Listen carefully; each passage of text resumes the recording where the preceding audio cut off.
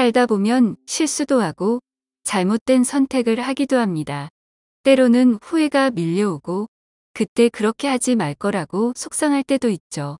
우리는 모두 완벽하지 않기에 크고 작은 잘못들을 저지르며 살아갑니다. 하지만 인생은 그런 실수들 속에서도 배울 수 있는 기회를 주는 놀라운 여정입니다. 그리고 바로 회개가 그 기회 중 하나입니다. 회개라는 단어를 들으면 왠지 무겁고 종교적인 느낌이 들 수도 있습니다. 하지만 회개는 단순히 죄를 인정하는 것에 그치지 않고 더 나은 나로 변화하기 위한 과정이라고 생각할 수 있습니다. 성경에서도 회개는 단순한 후회가 아니라 하느님과의 관계를 회복하고 새롭게 거듭나기 위한 중요한 과정임을 강조합니다. 그러므로 회개하고 하느님께 돌아와 여러분의 죄가 지워지게 하십시오. 사도행전 3장 19절의 말씀입니다. 우리는 때로 바쁜 일상 속에서 하느님의 뜻보다는 자신의 계획과 욕심을 따라 살 때가 많습니다. 성공, 명예, 부를 좇으며 하느님의 자리를 다른 것들로 채우기도 합니다. 그러나 우리가 삶의 의미를 잃고 길을 헤맬 때 하느님께서는 우리를 부드럽게 부르십니다. 주님의 말씀이다. 그러나 이제라도 너희는 단식하고 울고 슬퍼하면서 마음을 다하여 나에게 돌아오너라. 요엘서 2장 12절의 말씀입니다. 하느님의 부르심에 응답하는 것이 바로 회개의 첫걸음입니다. 회개란 단순히 후회하고 눈물을 흘리는 것이 아니라 삶의 방향을 새롭게 정하고 하느님께로 향하는 여정입니다. 이 시대는 유혹이 많고 우리가 하느님과 멀어지기 쉬운 환경 속에 있습니다. 그래서 지금은 더욱 회개의 시대라 부를 수 있습니다. 하느님께서는 우리가 진심으로 돌아오기를 기다리고 계시며 자비로운 사랑으로 우리를 받아들이십니다. 예수님께서는 많은 비유를 통해 회개의 중요성을 강조하셨습니다. 루카복음 15장 11절에서 32절에는 탕자의 비유가 나옵니다. 아버지는 방탕한 생활로 모든 것을 잃고 돌아온 아들을 조건 없이 받아들이고 기쁨으로 맞이합니다. 이처럼 하느님께서는 우리가 어떤 죄를 지었든 상관없이 진심으로 돌아오기만을 바라십니다.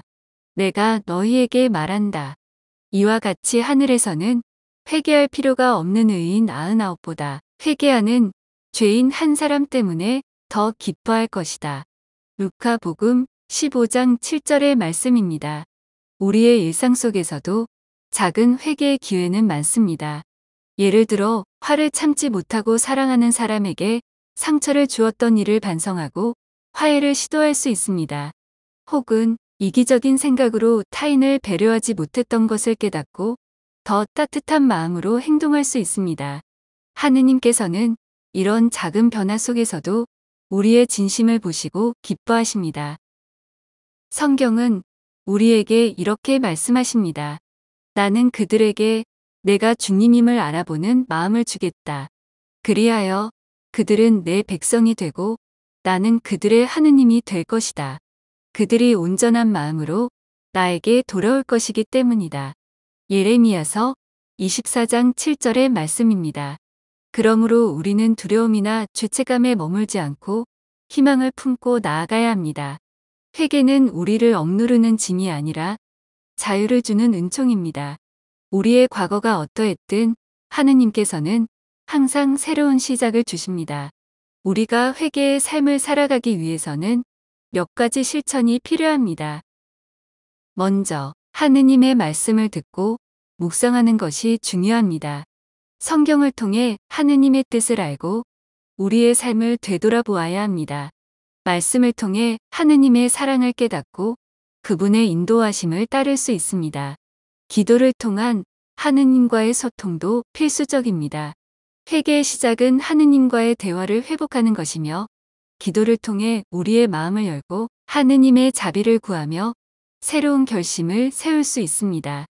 특히 고해성사는 우리의 죄를 진심으로 뉘우치고 하느님의 용서를 경험하는 중요한 방법입니다.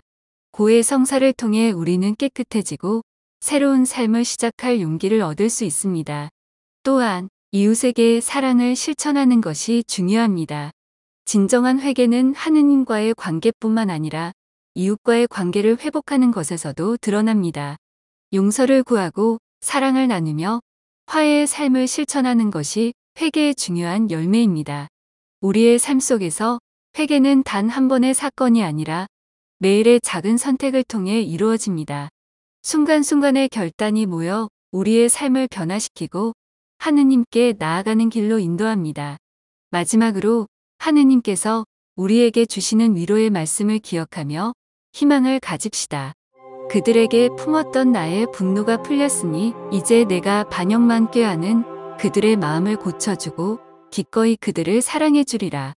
호세아서 14장 5절의 말씀입니다. 지금이야말로 새로운 시작을 할 수 있는 기회입니다. 하느님께서는 우리를 향한 사랑을 결코 포기하지 않으십니다. 그러므로 우리는 믿음과 희망을 갖고 회개의 삶을 통해 더욱 하느님께 가까이 나아갑시다. 이제 당신도 작은 한 걸음을 내디뎌 보세요. 하느님은 언제나 당신을 기다리고 계십니다. 이 콘텐츠가 마음에 드신다면 구독과 좋아요도 부탁드립니다. 구독과 좋아요는 콘텐츠 제작에 큰 힘이 됩니다. 감사합니다.